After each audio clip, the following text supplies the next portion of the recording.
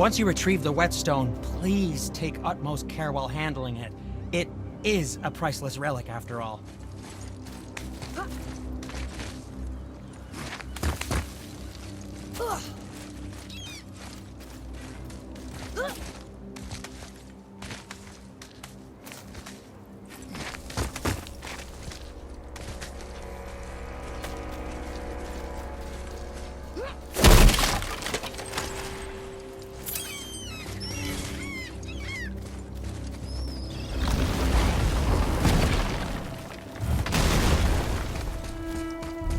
This is it, right?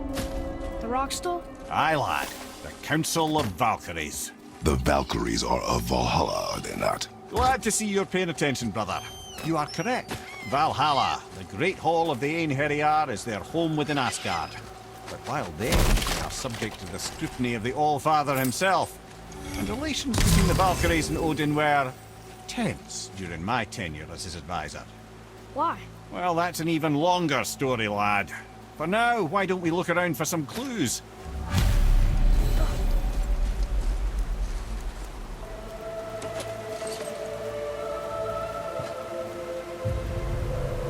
Whoa, you're back. Come here. Who is she? Gunnar, Mistress of War. After any conflict, big or small, she would be first on the scene, sussing out the worthy spirits for a free trip to Valhalla. A gruesome task, but she took great pride in it. Any conflict. Impossible. It's true. She had help from her sisters, of course, but Gunnar was always first to arrive. Her judgment of the fallen was unparalleled, and an invaluable resource to Odin. She was one of his favourites.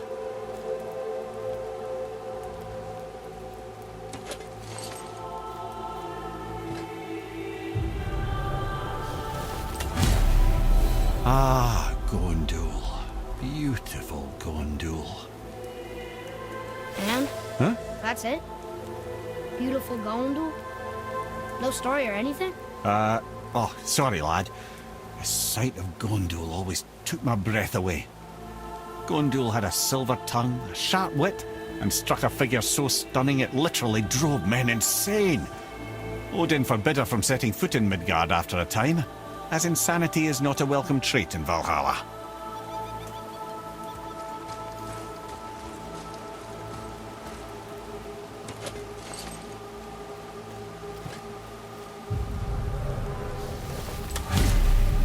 This is none other than Geirdriful, the Master of Arms in Valhalla, responsible for arming and training Odin's Einherjar.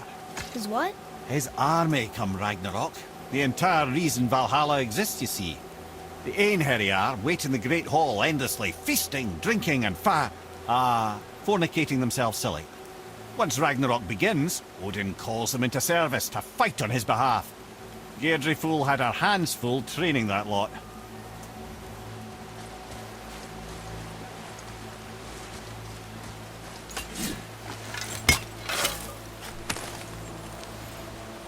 Treasure! All right!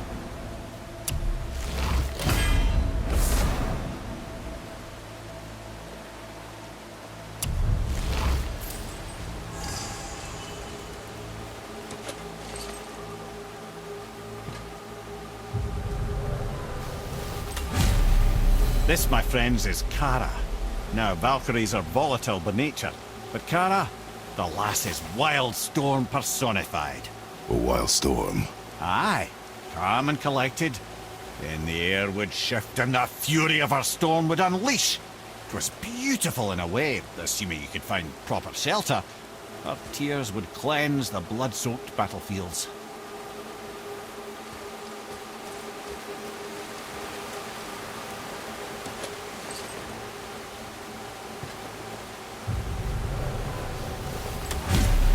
This is Rota, a chooser of the slain. I thought all the Valkyrie did that. Not exactly, lad. Although that is what they're most famous for, and by far their greatest responsibility. You've seen what happens to the dead without the judgment of the Valkyries. Hellwalkers. That's right. Rota, Gunnar, Skuld. Without them to clean up the aftermath of battle, hell overflows with souls meant for Valhalla. A sorry state of affairs. Rota must be beside herself.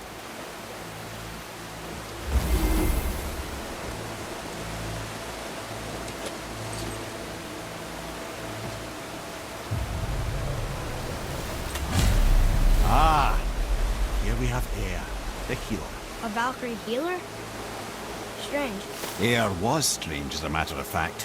Very quiet, very calm.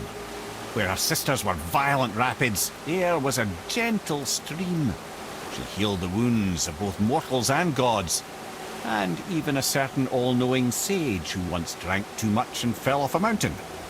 Not my proudest moment.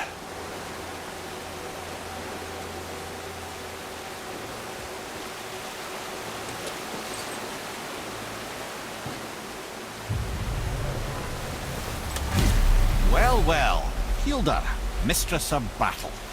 She and Odin got on quite well, actually. Her and the other Valkyries, not so much. She would spend most of her time here in Midgard observing discord between the living, and sewing some up herself from time to time.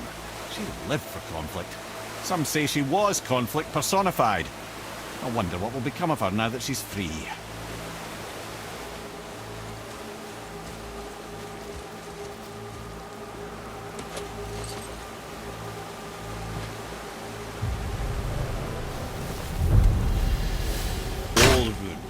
Once the daughter of a powerful chieftain, she fell defending him during a Reaver attack.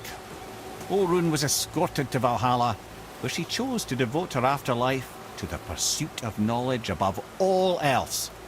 Quite unusual behaviour amongst the constant drinking and feasting of her fellow Valhallian denizens. How'd she end up a Valkyrie? Odin. He saw a kindred spirit in Orun's single-minded pursuit of knowledge. He appointed her as the Valkyrie's resident historian.